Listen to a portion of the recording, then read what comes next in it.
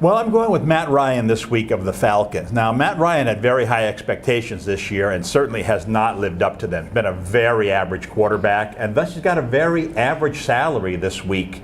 I'm not asking him to be a superstar quarterback this week, just to be a little above average, 20, 21 points, somewhere in that range. And I think he's capable of that in this matchup. First off, he's coming off one of his best games of the season last week against Buffalo in the game at Toronto. Not coincidentally, Roddy White had his best game of the season that day as well. He seems to be healthy. The Falcons' passing game is in the best shape they've been in all year since Julio Jones got hurt. So I think Ryan has the chance to have a good game. Plus, Green Bay's pass defense has been very mediocre at best. They've given up close to 25 fantasy points on average the last 4 games. So I think the situation is there for Ryan to have a good game. And like I said, I'm not expecting 30 points out of him, not expecting huge numbers. Just give me a little bit above average. Yeah, you made an interesting point, though. You say that he comes off one of his best games of the season. He threw 1 touchdown last week. He had 18 points. And if that's, the top of the line for him, I'm not really interested. I'm not ever putting Matt Ryan in my lineups in his road games. I'm not really a fan of that. He's an indoor quarterback. But I went with Nick Foles. Nick Foles is one of the higher-priced guys, but I would go as far as to say that he is a must-play this week at quarterback. His value is insane right now. He's had 1 bad game all year, but besides that, he's been among the elite. So he had this 1 bad game against Dallas, right?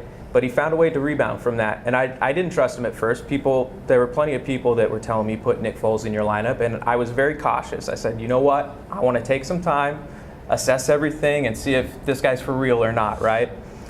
But I have, and he is. So he keeps putting up 20-plus point games. He obviously had that 7-touchdown game against Oakland. But since then, he's still in the 20s pretty much every week, and 28 points, 29 points, good defenses, bad defenses, it doesn't matter. Getting back to Ryan here for a second, something you said, which is right. He had no touchdown passes last week, only about 18 points. But that was against a Buffalo defense that's been very good of late. Green Bay is far less a defense than that. And all I'm asking for is 2 or 3 more points than last week. I think I can ask for that and maybe get it. Regarding Foles, and I agree with what you said about him, he's been a great surprise this year.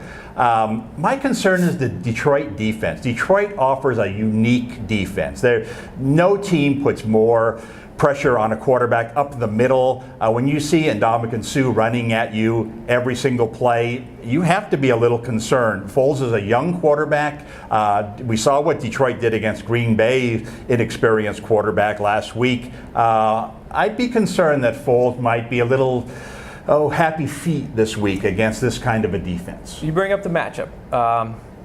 This is probably the biggest factor of why I decided to put Nick Foles in the lineup.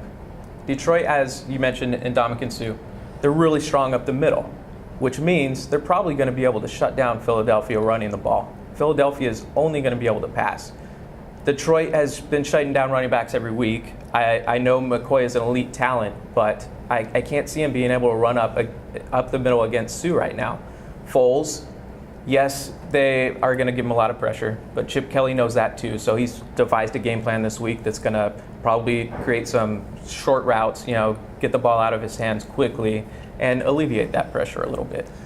And I don't expect Ryan to outscore Foles this week. He probably hasn't outscored him in any week so far this season. But the one advantage he does have over Foles is that for as bad as Atlanta has been passing the ball, they've thrown the 3rd most passes of any team in the league. I'm someone who looks at something like that and say, you keep throwing the ball that many times, you're going to have success once you get rolling, which I think maybe they are now. Meanwhile, Foles, he's kind of on the other end of the spectrum. He averages 25, 26 passes a game, which isn't a whole lot when you start thinking about all these passes that are being thrown in the NFL. How is he having this kind of success with so limited amount? I don't know, but is the law of averages going to catch up on either side? Well, I always like the guy that's producing a lot with a little bit of volume, because what happens if he gets more volume, right? True. That's always the potential there.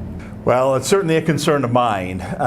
Green Bay is about as bad as it gets. Going with, like you said, an indoor quarterback outdoors at Green Bay in December is a concern, and I wouldn't be taking this risk if not for the fact that Green Bay's defense has been really bad, and the fact that as I said, I think Atlanta has Atlanta was an elite passing team last year, and certainly has been far from it this year. But coming off a nice game last week, and I'm hoping that they finally got some kind of momentum going, and that the weather won't be that big a factor. Yeah, not having Julio Jones kind of impacts your passing game certainly a little. does. That was one of the biggest concerns for me when I looked at Matt Ryan this week, and I'm shocked that Dave threw him in his lineup, because Dave every week talks about the weather and how that factors into his thought process. But you picked the quarterback going in what's projected to be the coldest game of the week, under 20 degrees. That was pretty surprising for me. Is that not where you? I mean, well, let's not remember, Matt Ryan's from Boston College, so he's played a lot of cold weather games in his life. He's not the only player. He's got to rely on those receivers catching those balls too. So.